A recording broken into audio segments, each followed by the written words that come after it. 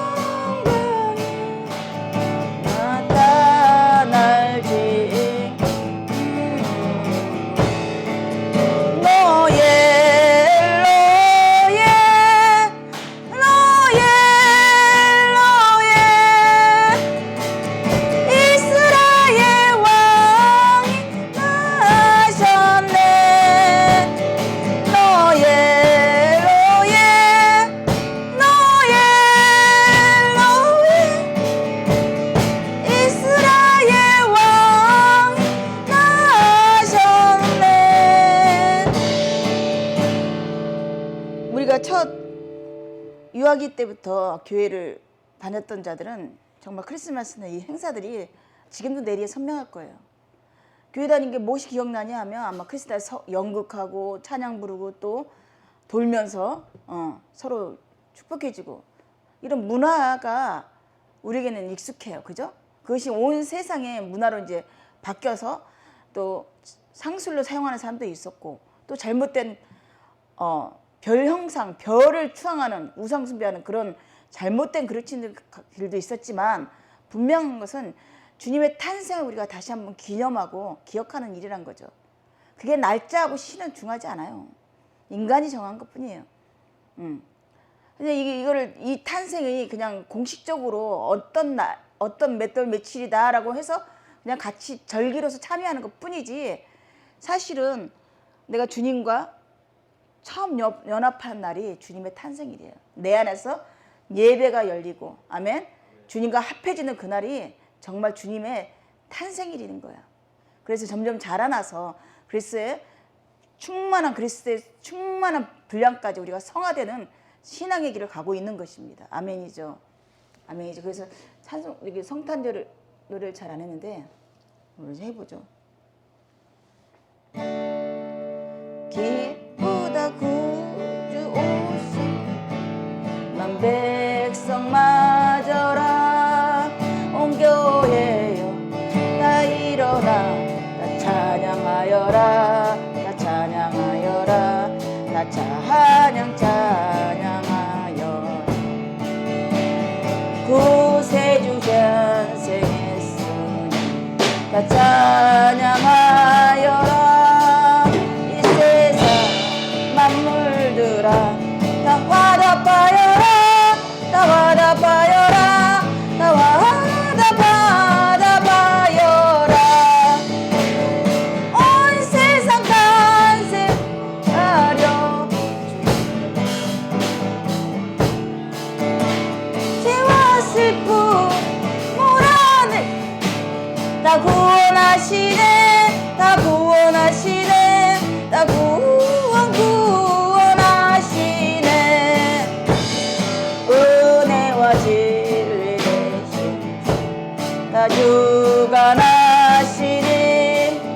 백만 백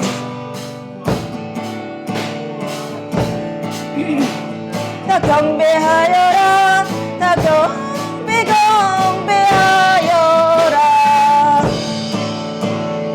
소리가 안 나오네요. 왜? 문을 꽉 안 닫았어. 문을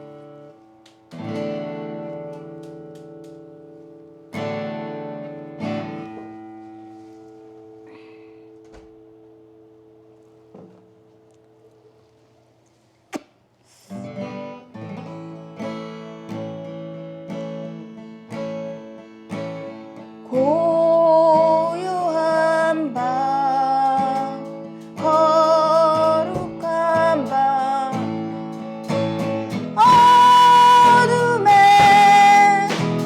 묻힌 밤 주의 부모 앉아서 감사 기도 드릴 때 아기 잘 잔다 아기 잘도 잔다 고요한 밤 거룩한 밤 영광에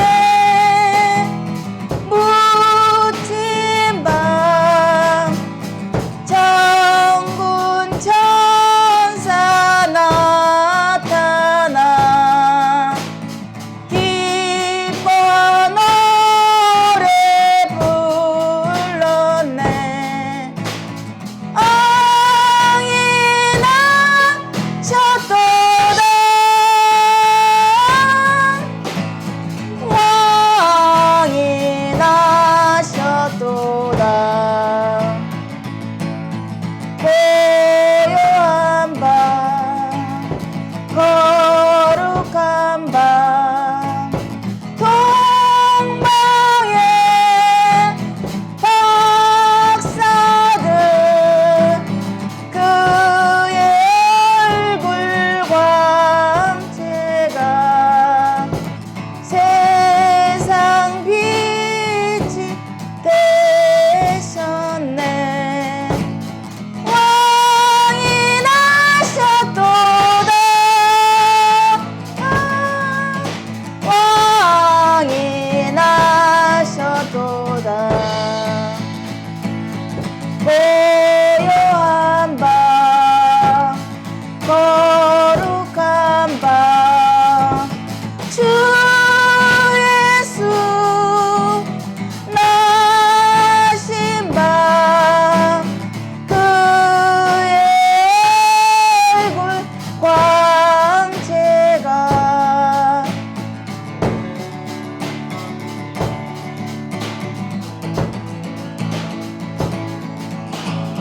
왕이 나셨도다 왕이 나셨도다. 오늘 음향기기에 와서 세팅을 다시 하는 까닭이 지금 기타가 딱 끊어졌어요. 뭐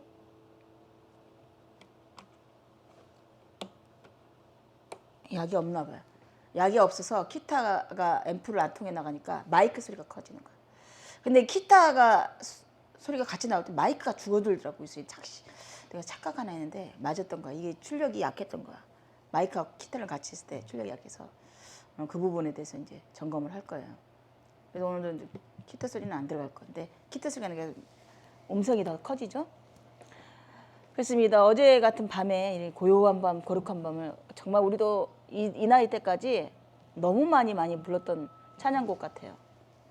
그죠?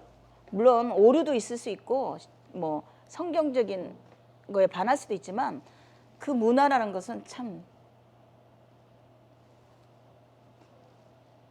기억 속에 오래 남습니다.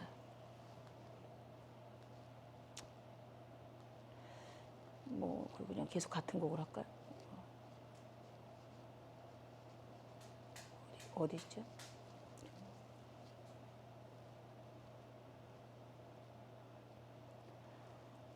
그렇습니다. 주님이 이 땅에 오시지 아니하시고 또 죽으시지 아니하셨다면 우리가 이렇게 찬양해야 될 일이 없어요. 세상을 찬양하고 있었겠죠.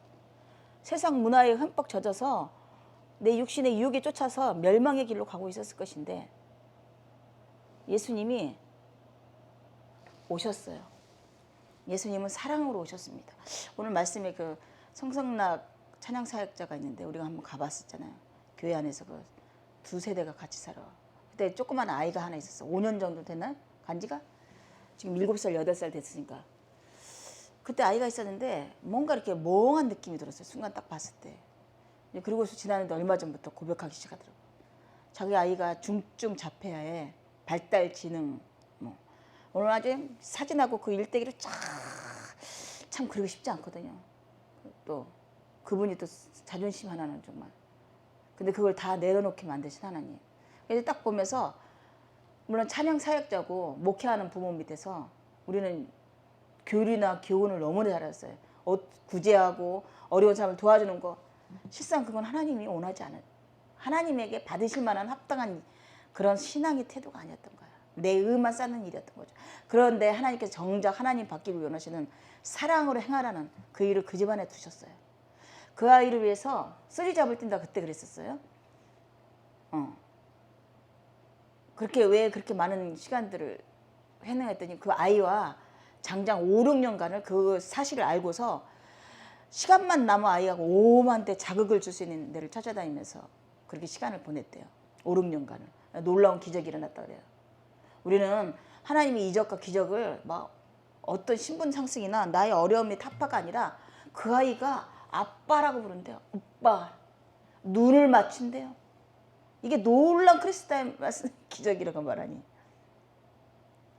우리는 당연히 우리 아이들이 당연히 요구도 하고 뭐 때를 부르게 기쁨을 주기도 하는 그런 존재로만 생각하지만 그 집안에 내려진 아이는 7년 사랑으로 향하는 결실이 오빠 그냥 불어난 점, 눈을 맞춰주는 것, 반응해주는 것, 감사하다고.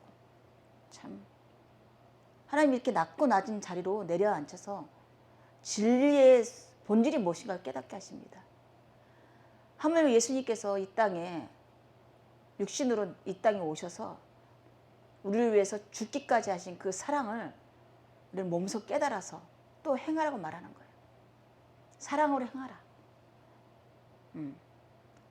은혜로 말미암아 사랑으로 행하는 것이 하나님이 원하시는 예배예요.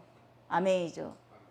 그래서 예수도 처음에는 그렇게 사랑을 행하는 것이 구제하고 봉사하고 헌신하는 거라 생각하는데 다 가짜일 수 있어요. 자기의 만족이에요. 자기의 거룩하게 하는 의였던 것이죠. 가정에서의 모든 것이 결정이 되어지는 거예요.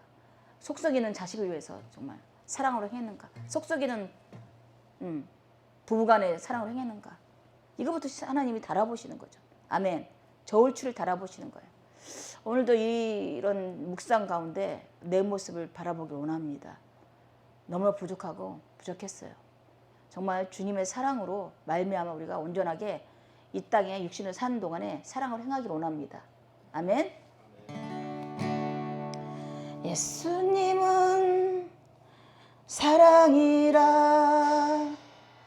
날 끝없이 기다린 그 사랑이 날 찾아왔네. 예수님은 사랑이라 내 안에 흐르는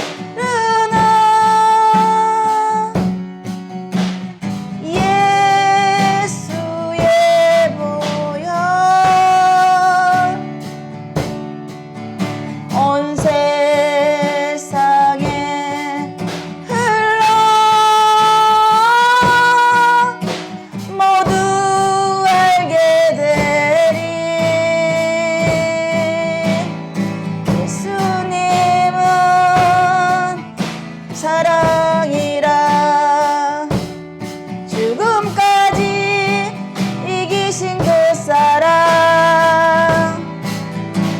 사랑이 날 찾아왔네.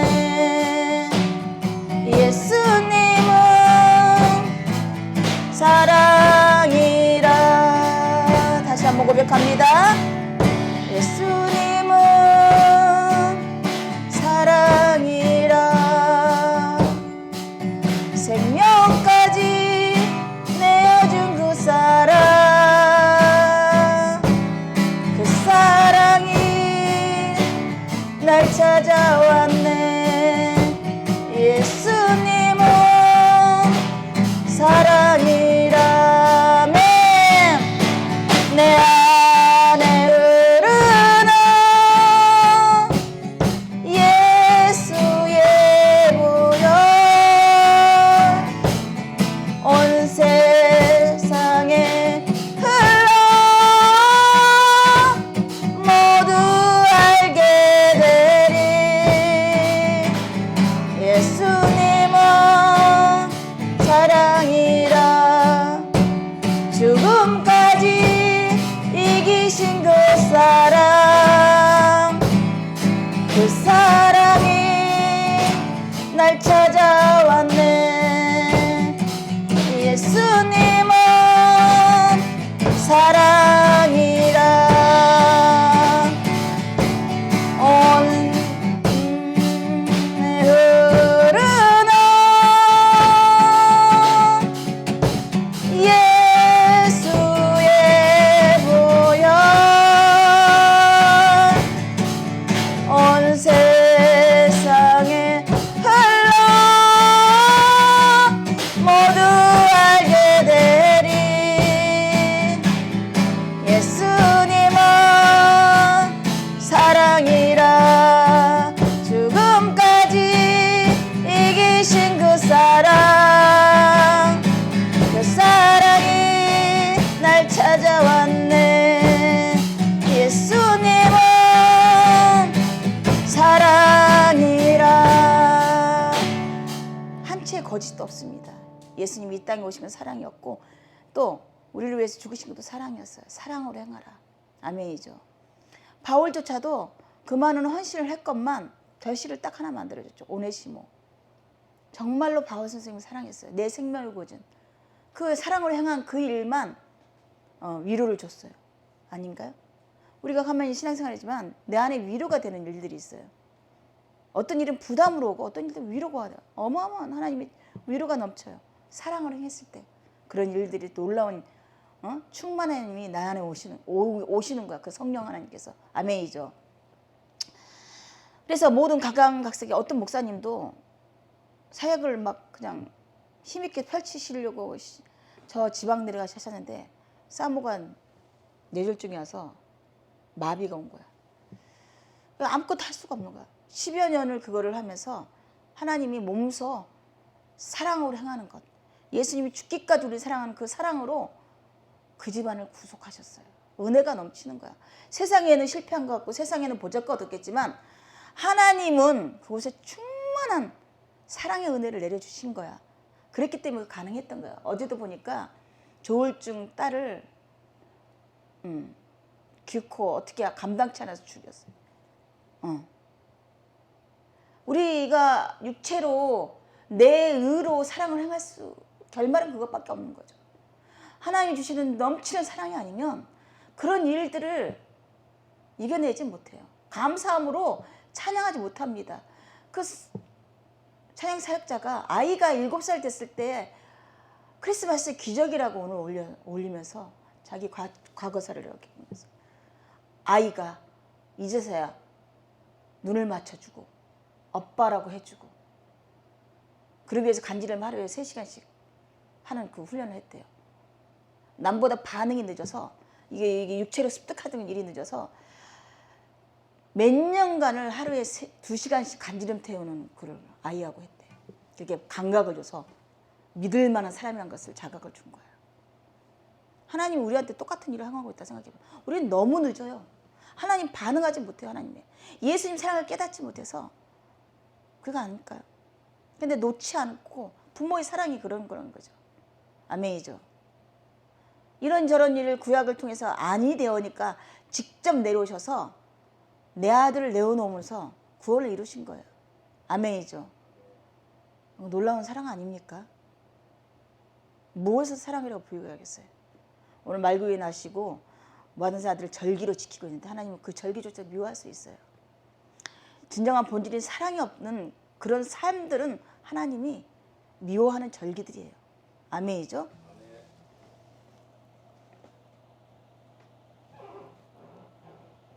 그래서 여러 가지 크리스마스를 맞이해서 마태복음도 있고 마가복음도 있고 있는 중에 탄생일에 대해서 묵상한 가운데 사랑으로 행하라.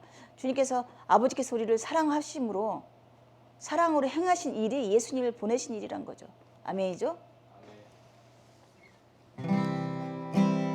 그래서 그 사랑을 인정하는 거, 신뢰하는 거, 의지하는 것이 하나님 가장 기뻐하는 일이에요. 아멘이죠? 진실한 사랑이었기 때문에 그것을 예수님을 보내시면 아멘. 내 안에 가장 귀한 것 예수를 알미라. 그 은보다도 귀한 것 예수를 알미라. 세상 지식보다 귀한 것 예수를 알미라. 내 안에 가장 귀한 것 예수를 알미라. 예수의 이름 존귀한 그 이름 예수의 이름 능력의 그 이름 다시 한번 고백합니다. 내 안에 가장 귀한 것 예수를 알미라.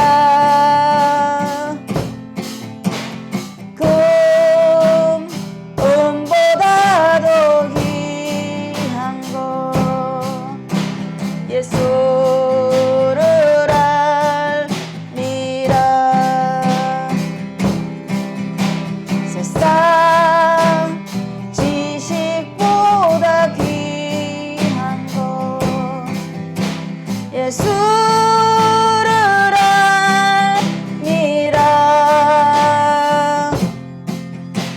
내 안에 가장 귀한 것 예수를 알미라.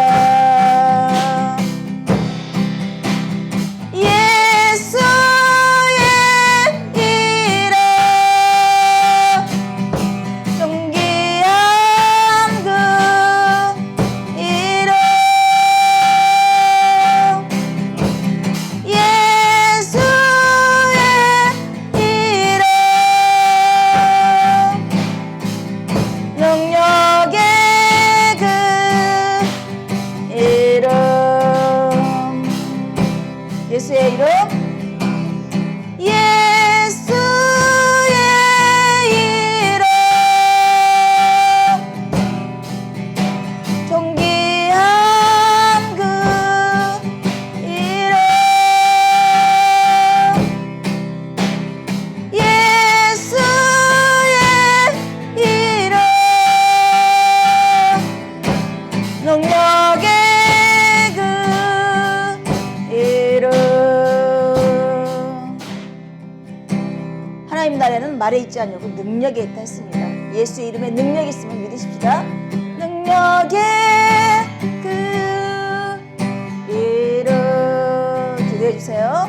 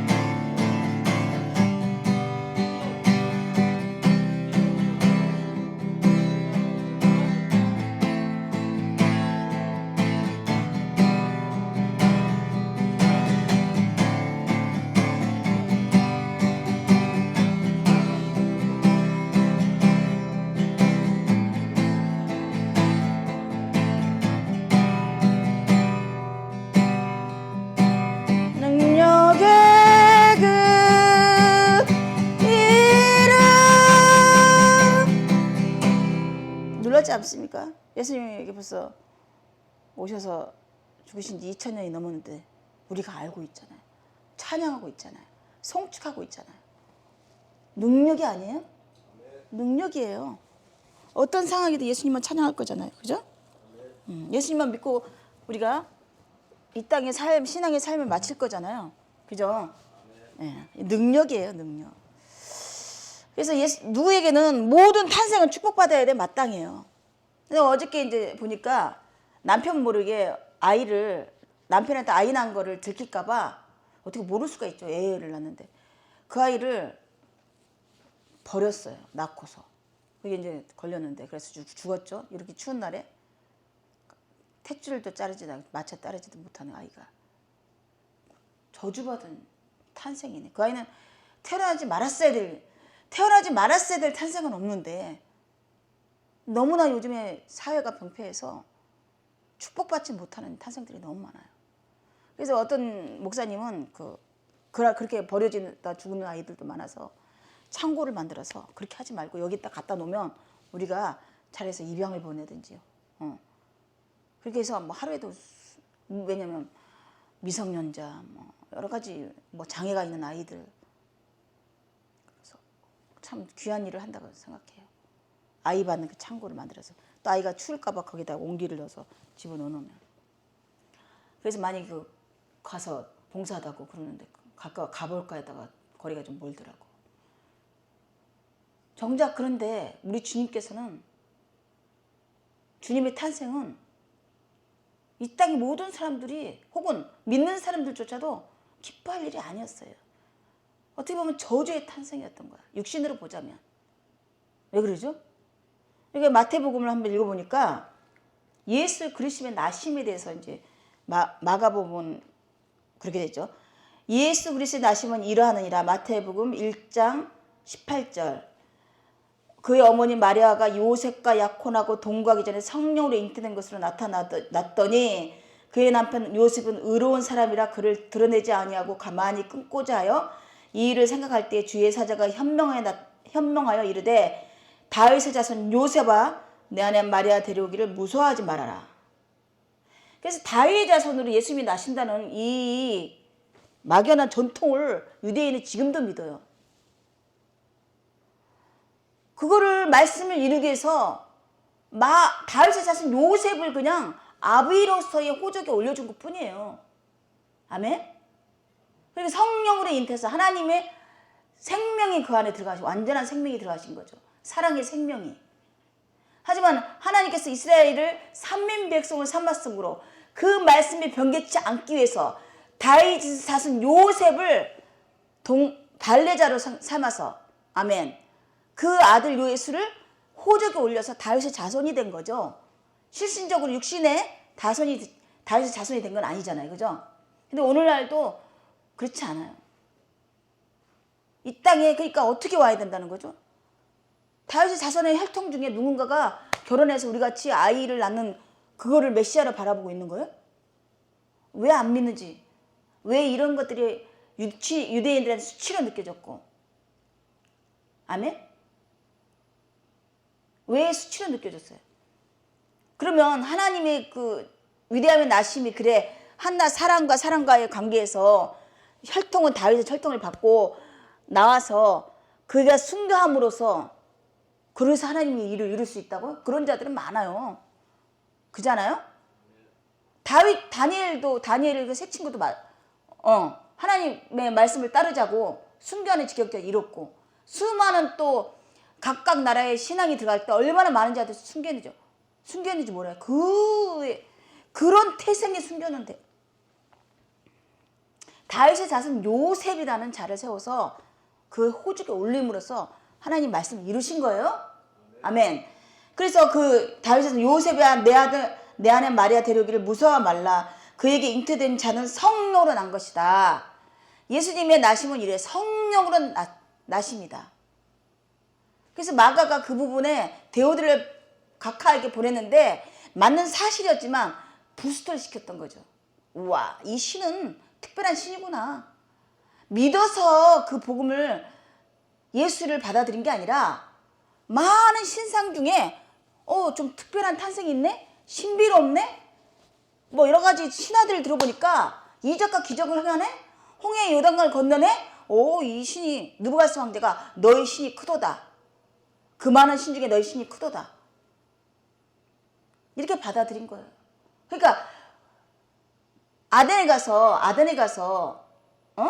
바울이 왜 그들을 딱 자르고 다른 신은 없나니 오직 하나님 아들 예수 그리스도밖에 없다, 뭐 이렇게 안 하고 많은 신들을 알고 있는 걸 알고 있다. 그 중에 너희들이 모르는 신이 있다. 왜 이렇게 만연해 있다는 거야. 그러니까 이 땅에 부흥하면 어떤 부족도 괜찮은 것처럼, 어떤 짓을 해도 괜찮은 것처럼 신들을 섬기고 있었던 거야. 결론은 그래서 복음에서 너희가 죽어야 산다는 말이 나오는 거야. 우리가 육신으로 잘 살려고 하니까 그런 부조리한 신앙관들을 갖게 되는 거예요. 우리가 그리스도인이지만 우리 안에도 얼마나 많은 우상 숭배를, 아멘, 갖고 있는, 그렇지 않습니까? 언연 중에 나오는 거, 언연 중에 뭐 전생에 뭐 그런 언어처럼 언연 중에 우리가 유교 사상에서 받아들였던 많은 정성과 치성과 뭐 이런 것들이 예수님의 진리를 회방하는 일들이 되는 거죠. 그죠? 훼손시키는 일이 되는 거서, 그래서 교회에 들어와서 열심히 하다가 나가는 자들이 이단으로 흥하는 것들이 본인에 있는 그 우상숭배를 타파하지 못하고 진리 가운데 바로 서지 못해서 그렇습니다. 아멘이죠. 유대인은 오늘날도 유대인은 그래요. 그 유대인은 아들을 낳았으니 그 이름을 예수라 하라. 이는 그가 자기 백성을 그들의 죄에서 구원할 자심이라 하시니라. 예수라는 이름은 흔했대요. 낫사렛 예수가 이제 붙어야 돼요. 낫사렛에 난, 마리아에게 난, 성령으로 잇해서 난 예수님이 뭐라고요? 자기 백성. 그래서 중요한 건 온 백성이 아니에요. 온 인류가 아니에요. 택정되어진, 구원되어진 자기 백성이에요. 하나님께서 허락하신 자기 백성이에요. 예수님이 그래서 오셔서 사마리아 여인에게도 거절했고, 또 많은 자들의 앞에서 이적과 행하여서 복음을 전하는 걸 또 거절했어요. 어머니에. 왜냐하면 자기 백성의 12지파, 이게 핵심이에요. 제자 12지파를 부르기 위해서 이 땅에 오신 거예요. 그죠? 이 안에는 합죽된 거죠. 구원자예요. 완전수예요. 12지파가. 12레라는. 그래서 이 모든 일이 된 것은 주께서 선지자로 하신 말씀을 이루려 하심이니. 23절 읽어보세요. 보라 처녀가 잉태하여 아들을 낳을 것이요 그 임하되리라 하리라 하셨으니 이를 번역한즉 하나님이 우리와 함께 계시다 함이라. 요셉이 잠을 깨어 일어나서 주의 사자의 분부대로 행하여 그 아내를 데려왔으나 아들을 낳기까지 동침치 아니하더니 나음의 이름을 예수라 하니라. 예. 뭐 굳이 아니 굳이 뭐 동침치 아니하고 뭐 이런 기록되어야 될 일이 없는데 더 명확하게 위해 성령으로 난 자녀라는 것을 더 명확하게 해서 어떤 부부의 합을 맺지 않았다는 얘기죠. 그 말씀이 말씀하신 그 성령으로 잉태해서 낳으신 아이라는 것을 증빙하기 위해서 요셉이 이렇게 조심스럽게 하나님 말씀을 따랐던 의로운 자라고 그래서 의로운 자라고 표현되죠. 하나님 말씀을 신실하게 따르는 자라는 뜻이에요. 그래서 어쨌든 간에 그래서 마리아에 잉태해서 말구에 나서 우리는 동방박사 뭐 이런 사건들을 마태복음 한번 쭉 가보세요. 우리가 너무나 익숙하고 친밀해요. 이런 연극들도 많이 봤고 헤롯 왕 때 읽어주세요.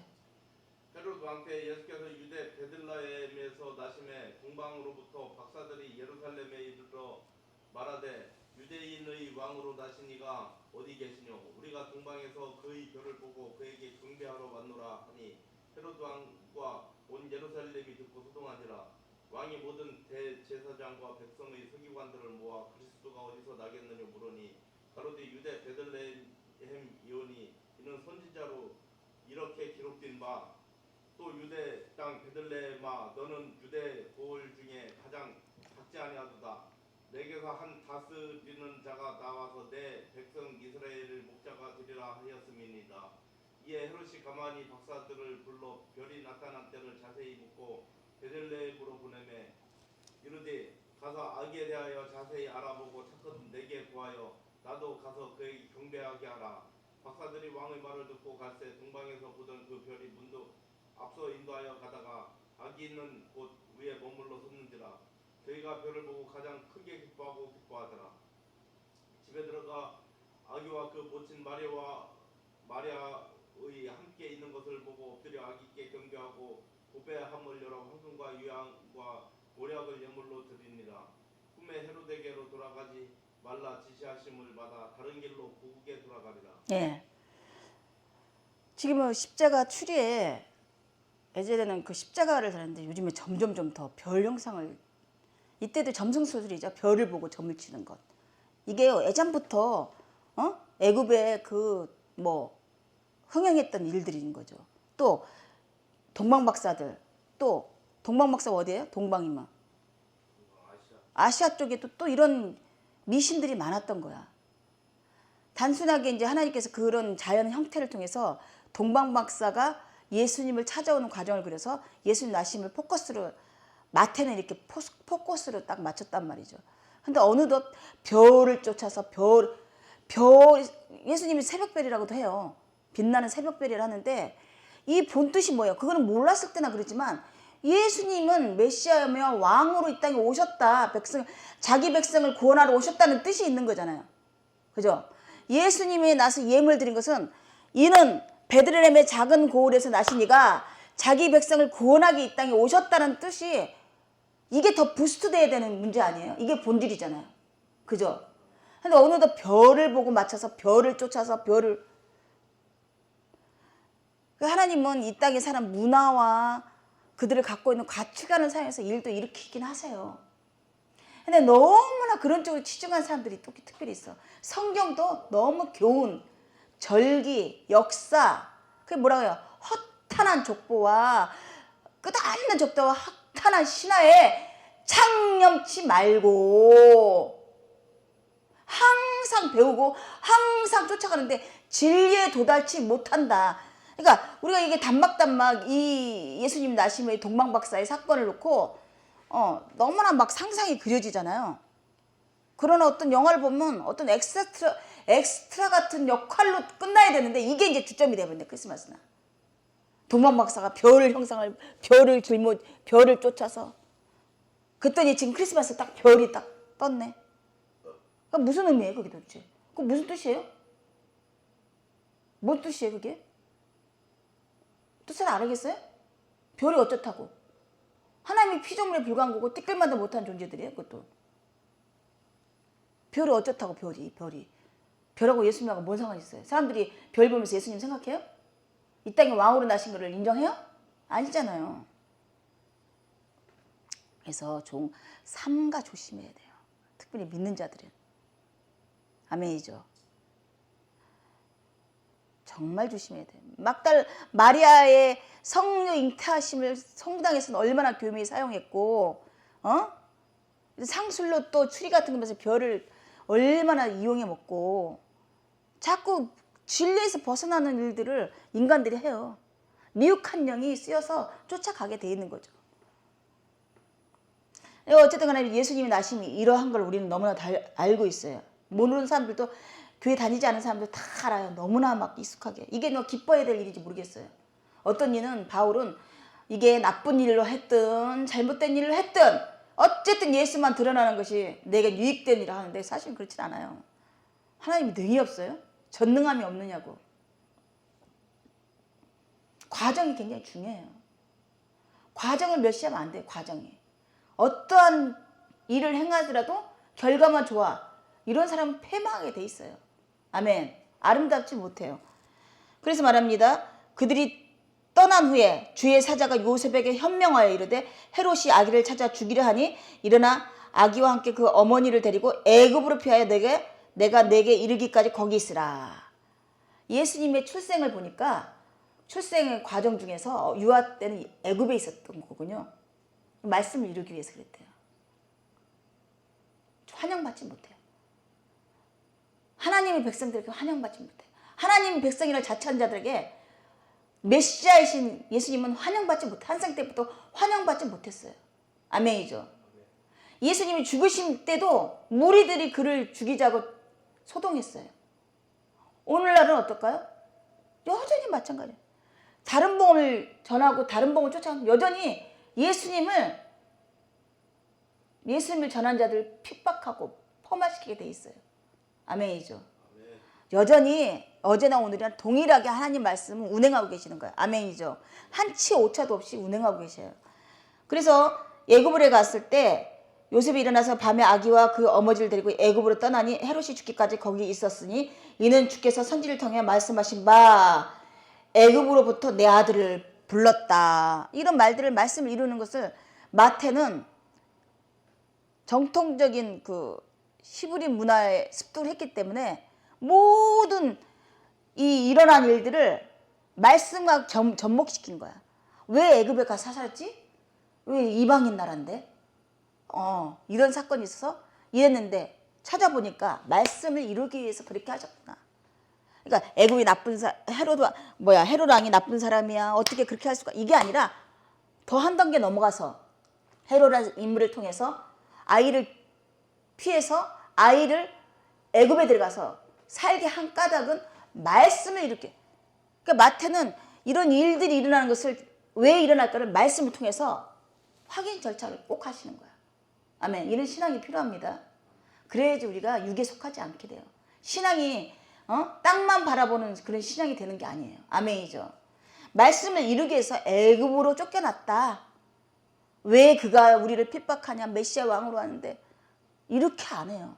믿습니까? 아멘. 기독교인의 이 축복된 목사님 하나님 말씀만 나와야 돼요. 이런 오늘 찬양사역자도 사랑으로 이루라는 하나님의 결실을 그 집안에 축복으로 주신 거야. 그 부모 때부터 모든 걸 내어놓으면서 헌신했다고 자부하고 있었는데 하나님은 그걸 받지 않으셨는데 그래도 그들의 마음을 중심에 통하셔서 하나님의 위대한 일을 행하신 거야. 아멘이죠. 예수의 능력으로 말미암아 사랑으로 행하는 그 결실을 아이를 통해서 행하게 하신 거야. 뭐 여러 가지 방법이죠. 낮추심이. 그걸 떠나서 더 넓게는 예수로 말미암아 사라지는 삶을 살게 한 거야. 믿습니까? 아멘이죠. 그래서 이에 헤롯이 박사들에게 속은 줄 알고 심히 노하여 사람을 보내어 베들레헴과 그 모든 지경에 있는 사내 아이를 박사들에게 자세히 알아본 그때를 기준으로 2살 아래부터 다 죽였대요. 도대체가 이게 어떻게 축복된 탄생이에요? 저주도 이런 저주가 어디 있어요? 안 믿는 자들은 예수 안 믿으면 저주받지만 실전적으로 하나님 백성이란 베들레헴 그 여타 그 지역의 아이들까지 다 죽이는 사건이 누구를 통해서 벌어졌어? 예수 나심을 통해서 벌어졌어.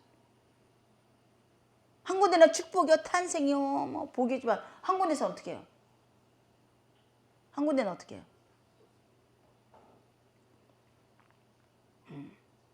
그러니까 우리가 좌우로나 치우치는 신앙을 가지고 말씀으로만 이 현실과 일어나는 일들을 조명할 줄 알아야 돼요. 아멘이죠. 아멘이죠. 이러니 적대감이 있었겠어, 안 있겠어? 실산적으로 예수님을 십자가 못 박았을 때도 그 두려움이 있었던 거야. 뭘 두렵게 했죠?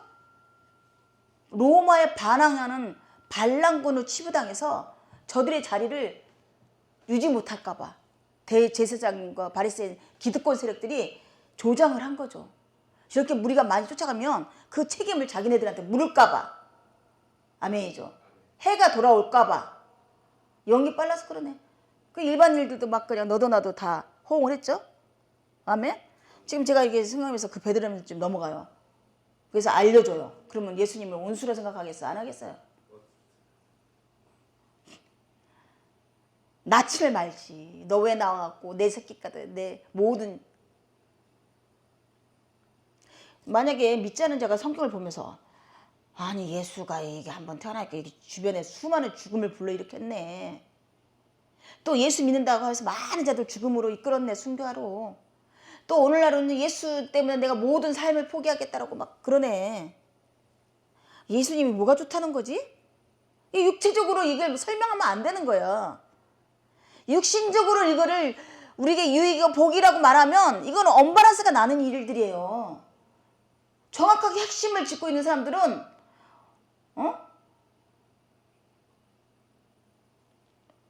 그러면서 그 일도 선지자 에레미야를 통하여 말씀하신 바, 그 아이들 죽음도 말씀을 이루기 위해서 이런 일이 일어났다고 마태는 그렇게 보고 있는 거죠. 어떻게?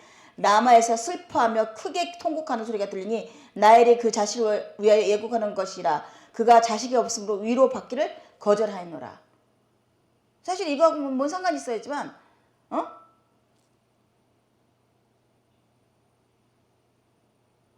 이 말씀을 인용하면서 자식을 위해서 애통하는 부모들의 모습을 예수님이 탄생해서 헤로닥에 쫓김을 당하는 이 순간에 그 대가로 아이들을 내어놓게 되는 거죠. 그 대가성이 없지 않아 있다는 거죠. 그러니까 하나님과의 우리와의 무조건적인 은혜라지만 하나님은 예수의 목숨을 거두실 때는 그 안에는 모든 생명을 거두신 거랑 똑같은 거예요. 아멘. 예수님을 보존케 해서 모든 아이를 죽인 것처럼 예수님을 살려서 모든 아이를 살리는 거야. 아멘이죠. 그래서 뭐 티끌같이 왔다가 죽으면 뭐예요? 예수님을 모르고 죽으면 티끌만도 못한 존재인데 벌레만도 못한 존재가 될 텐데 모든 일을 살리기 위해서 예수님이 나시고 죽으신 거예요. 믿습니까? 그러니까 예수께서 죽어야 되는 것이지 다시 살아나기 위해서는. 아멘이죠. 실존적으로 그랬다는 거. 뭐 그냥 막연하게 감상적으로 가치를 얘기하는 게 아니라 실존적으로 이런 사건이 있어야 된다는 얘기예요. 나의 삶 속에서도 예수로 말미암아 예수로 사라지는 삶은 예수 때문에 내가 죽어져야 되는 것이죠. 내가 할 수 없어요. 누가 하신다? 전능하신 하나님께서 하신다. 그러면서 말합니다. 헤롯이 죽은 후에 주의 사자가 애굽에게 요셉에게 현명하여 이르되 일어나 아기와 그 어머니를 데리고 이스라엘 땅으로 가라. 아기의 목숨을 찾던 자들이 죽었느니라. 요셉이 하나님을 의지하는 의로운 자 맞아요.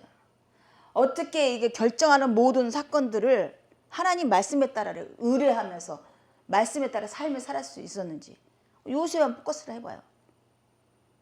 그런 부모의 모습에서 예수님이 어린아이 때 신앙을 닮아가지 않았겠어요? 아멘이죠. 육신으로 오셨다니까 똑같다니까요. 예수님이 하나님 나라를 아는 것도 말씀을 통해서 아는 거야. 왜냐면 신적인 능력을 배제시켜 놓고 육신으로 이 땅에 오셔서 이 땅을 살아가는 존재로 예수님을 우리가 만나고 있는 거예요. 지금 아멘 부르고 있는 거예요. 아멘이죠. 지금 오늘 부활하셔서 메시아 왕으로 오셨지만 지금 우리가 이게 성경에 나타난 예수님의 행적들은 우리가 동일해요. 동일해. 그럼 누가 신앙의 본이 됐을까요? 그 아비 요셉이에요. 물론 어머니도 신실했지만 모든 결정적인 이런 문제를 하나님께 의뢰하고 하나님의 지시를 받아서 행하는 그의 신앙적인 삶의 태도를 보며 예수님도 아멘 매 순간마다 기도하며 하나님의 뜻을 구하고 공생하는 과정 속에서도 이런 모습들이 그의 삶의 모태링이 되는 거죠. 내가 지금 신앙의 모태가 돼서 한 집안에 들어와서 내가 어떤 마인드로 아이들에게 전통을 입혀야 되는지 생각해 보셔야 돼요. 유교 사상은 어떻게 얼마나 제사를 지내고 공개하고 이런 것들을 아이들을 주입시켜서 우리 이조 조선 막 내대로 내려오잖아요. 그래서 오늘날까지 막 그냥 그게 정통이 내려오고 있지 않습니까? 아멘. 우리는 예수님의 전통이 내려가야 돼. 아이들한테. 어떤 일을 행할 때마다 하나님의 뜻에 따라서 행하는 예수님의 뜻을 묻고 그리고 그러니 얼마나 형통합니까? 얼마나 완전한 지혜를 받은 자예요. 무리하지 않잖아요. 어그러지지 않잖아 요셉이. 그래봐야 목수일밖에 안 했는데요. 그게 그의 주기는 합당한 일이었어요. 목수일 싫어. 나는 하나님의 거룩한 메시아를 아부이로서 소위 말하는 세상적으로 말하는 교만이 들어갔더라면 목수일 치우고 막 자기를 높이느라고 그 꺼리를 갖고 자기를 높이느라고 다녔을 것이야. 의로운 자라는 것은 입이 무겁다는 얘기예요. 하나님이 지시할 때까지는 입을 다물고 끝끝내 요셉이란 존재가 성경이 더 이상 기록되지 않을 정도로 자기 존재가 그것을 끝나는 존재인 것을 알았던 거야. 얼마나 지혜로운 자예요. 만물 박사, 지혜꾼들 가서 뭘 물어보실래요? 나 요셉한테 만약 요셉이 내 어떤 중요한 문제 결정한다면 요셉에게 가르침을 받겠어요. 인간적인 모습에서. 예수님이 이제 배제시켜 놓은 상태에서는 인간 선생을 찾는 요셉한테 가겠어요. 그런 자를 찾아가겠어요. 하나님의 뜻에 따라서 사라지는 사람들의 아멘이죠.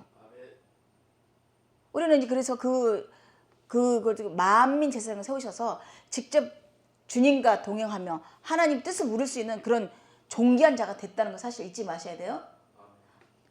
예를 들어서 그렇다는 거지. 지금도 사람을 쫓아서 얼마나 많은 목회자를 쫓아서 다른 복음을 전하는 자들을 쫓아서 자기 삶의 방향성을 물어보고 하나님께서 분명히 말씀하시는데 만민 제사장을 우리 부르셨고 하나가 되게 하셨어요. 막힌 담이 털어졌단 말이에요. 하나님과 우리 관계가 휘장이 찢어지는 순간 우리는 끝났어요. 아멘. 그래서 예수님 이후로 아버지께 나가서 묻고 답하고 의뢰할 수 있어요. 그거를 못하게끔 딱 가로막는 게 이 거짓 선지자들이며 독사의 자식들인 거야. 예수님이 왜 오셔서 독사의 자식이냐면 예수님 죽음으로써 아버지와 하나 되는 방법을 알려줬는데 그걸 자기를 통해서 그래서 카톨릭이 뭐예요?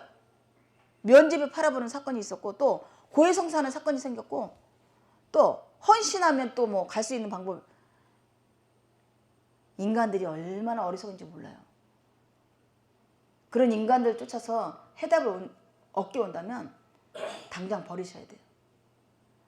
완전하신 예수님을 찾기를 원합니다. 그리고 올바른 목회자나 지도자들은 온전히 그가 홀로 예수님을 찾아가는 길을 비춰주는 거예요. 성경을 통해서 이렇게 하는 것이 맞다고 알려주는 거예요. 그건 나를 통해서 나의 영역을 통해서 너희들이 흘러내려간다고 의도성을 갖고 말한단 말이죠. 이거는 적그리스도면 적그리스도인 거죠. 그렇게 해서 왜 그렇게 하죠? 육신적인 일이 보여지는 조직들이나 이 형태를 유지하기 위해서 아멘이죠. 다단계 그 사기꾼들이 그러는 것처럼 올바른 진리를 전하지 못하는 거야. 그 일을 취하기 위해서. 그래서 말씀이 뭐라 했어요? 그들의 주머니를 채우고 일을 취하기 위해서 율법의 은혜를 종사하고 노예 삼구나. 아멘. 그를 착취하고 뼈와 살을 가를 만큼 율법을 행하게 하고 그들은 행하지도 않으면서 다시 한번 정말 영역은 내가 정말 어려운 일 때 성경의 말씀을 기억나지 않으면 보시는 거죠. 찾으라. 찾는 자에게 내가 보여주리라. 아멘. 부르짖는 자에게 내가 일러주리라. 이렇게 인도하는 목사가 최고 목사예요. 하나님 성령님이 그를 인도해서 성경에 들어가시고 그가 필요한 하나님의 말씀을 주실 거니까. 아멘이죠. 아멘이죠. 그래서 예수님은 나시면 축복이었지만 어떤 얘기는 저주였어요. 또 만왕의 왕으로서 예수님 공생에 시작하는 건 누구에게는 믿는 우리에게는 정말 축복된 일이지만 기득권 세력을 지니고 있는 저주였던 것이요. 그 모든 것을 잃어버릴 수 있는 위기였던 것이죠. 현실적으로는 그래요. 근데 그런 것들도 하나님 말씀을 이루기 위해서 아멘. 형제에게 죽임을 당하고 형제에게 원수 되어져서 죽임을 당하는 이런 일들을 이루기 위해서 그런 마음들을 허락하신 거라는 거죠. 아멘이죠. 이런 지금 성경적인 이 모텔링을 갖고 이 말씀하신 이 일이 도대체 내가 삶을 살아갔을 때 내 삶에 당면한 문제가 무슨 상관이 있느냐고 생각할 수 있을 거예요. 저도 그렇게 생각했거든. 그런데 이렇게 열리니까요. 여기서 만약에 한 자락의 말씀만 붙들어도 나의 어려움이나 의로운 요셉같이 하나님 말씀 받아서 움직이고 하나님 말씀 받아서 움직이고 내가 더 이상 욕심 부리지 아니하고 겸손한 자로 있어야 되겠다. 요거를 받았다면 성공한 거야. 아멘이죠. 그게 모델링이 된 예수님, 완성된 예수님은 겸손의 왕으로 오셨고 죽기까지 복종하셨고 순종함으로써 죄를 끝쳤고 고난의 순종에서 죄를 끝이신 분이야. 아멘이죠? 예수님 우리가 넘어갈 수 없는 어떤 높은 벽점 느껴진다면 인간 그 이름도 없는 요셉이라는 인물이 그래도 하나님의 뜻을 어떻게 쫓아가는 것을 한번 이 성경을 통해서 보셔야 돼. 오늘 딱 조명을 딱 빛을 딱 하니까 요셉이 딱 보이네요. 그 아이가 그 부모의 그 신앙의 모텔링을 닮아서 항상 기도하고 묻고 예수님이 그랬던 것이 이 부모의 자손이었구나. 전통이 되었구나. 아멘이죠? 아멘. 자식은 전통의 화살이라 그랬어요. 관역에 정확하게 꽂혀야 되는 거죠. 어디에? 하나님 나라에 정확하게. 진리에 정확하게. 그래서 예수님이 나심을 오늘 봤습니다. 크리스마스라고. 오늘 이 코로나 시대에도 우리는 기뻐해야 될 일이에요. 아멘이죠. 이런 일도 다 성경에 기록된 일들이에요. 있어야 될 일들이었던 거죠. 아멘. 물론 그 코로나에서 절망적인 고통받고 죽음에 이른 그들은 어떻게 하면 어쩌면 이게 하나님의 뜻이었습니다라면 저주할 일이겠지만 육신으로 봤을 때는 예수로 말미암아 죽어서 예수로 말미암아 다시 사라지는 놀라운 역사를 위해서는 분명히 있어야 될 일들이었던 것이죠. 아멘이죠. 헤롯이라는 왕을 통해서 예수님을 죽게 하기 위해서 두 살 아래로 다 아이들을 다 죽였을 때 이보다 더 슬픈 일이 어디 있었어요? 응? 그래서 오죽하면 자식까지 이제 다 통회하는데 라헬은 뭐예요? 라헬은 뭐예요? 라헬이 누구예요? 야곱의 둘째. 근데 누굴 낳았어요? 요셉과 베냐민을 낳았죠. 두 아이를 낳았는데 아이를 못 가져갖고 첫째 아이고 첫째하고 애들을 주름주름 하는데 얼마나 심상이 상하는데 나엘은 자식이 없으니까 그런 위로를 받아야 될 필요가 없는 거지. 이런 말씀을 마태복음에서 이렇게 했을 때 그 부모들의 심정을 이렇게 기록했어요. 그래서 애굽에서 너희 백성을 구원할 왕을 이끌었다. 이 말씀을 위해서 애굽으로 넘어갔고 또 베들레헴에서 넘어와서 애굽에서 있어 베들레헴에 넘어와서 가나안에서 사역이 시작되게 했어요. 외각 이방인들이 무역과 혼합되어지는 문화가 활성화하는데 그 바닷가에서 공생애가 시작되었던 거야. 베드로와 많은 어부의 제자들을 그러니까 온전치 않은 자들을 다 무슨 조건에 맞지 않은 자들을 제자로 삼게 해서 그 가나안으로 제자들 불고 다니신 거야. 이것도 예표예요. 오늘날 우리가 제자도의 증거를 뭘로 삼으실래요? 내가 열심을 내어서 내가 능력이 있어서 내가 행한 일들이 많아서 아니에요. 예수님 제자를 삼으시는 신앙인을 삼으시는 것은 그가 연약하기 때문에 가난하기 때문에 또 조직 주시장으로는 예정되어 있었기 때문에. 아멘이죠. 아멘. 그래서 예수님의 탄생과 또 유년 시대를 이렇게 성경을 통해서 보면서 마태는 말씀을 이루기 위해서 이런 일이 있었다. 이런 신앙관을 정확히 볼 수 있었습니다. 마태의 신앙관이에요. 성령님이 통해서 그렇게 성경을 찾아서 이런 일이 왜 일어났을까를 성경을 통해서 확인시켜주는 일을 마태는 했었던 것이죠. 아멘이죠. 아멘. 그리고 뭐 이후로도 사도들도 다 성경을 구약에 있는 성경들을 이용해서 이런 일이 어떻게 생겼는가에 대해서 해설을 해준 거죠. 실과 반응과 같은 존재예요. 신학을 알기 위해서는 구약을 알아야 되고 구약을 정확하게 핵심을 결말을 지금 이 신학을 알아야 되는 거죠. 아멘이죠. 그래서 오늘도 이 날을 맞이해서 이제 연말을 이제 거의 이제 다 다가가고 있어요. 그럼 사실은 이제 주님 안에 들어오니까 시간의 개념이 없어졌어요. 어떤 개념이 없어졌어요. 절기란 것도 없어졌어요. 그죠? 하물며 우리 생일 뭐 이런 것도 사라져 버렸어요. 그게 무엇이 중요하노? 어떻게 보면 너무 고지식할 수도 있겠지만 그냥 그게 그냥 그렇게 가슴에 뭐 그냥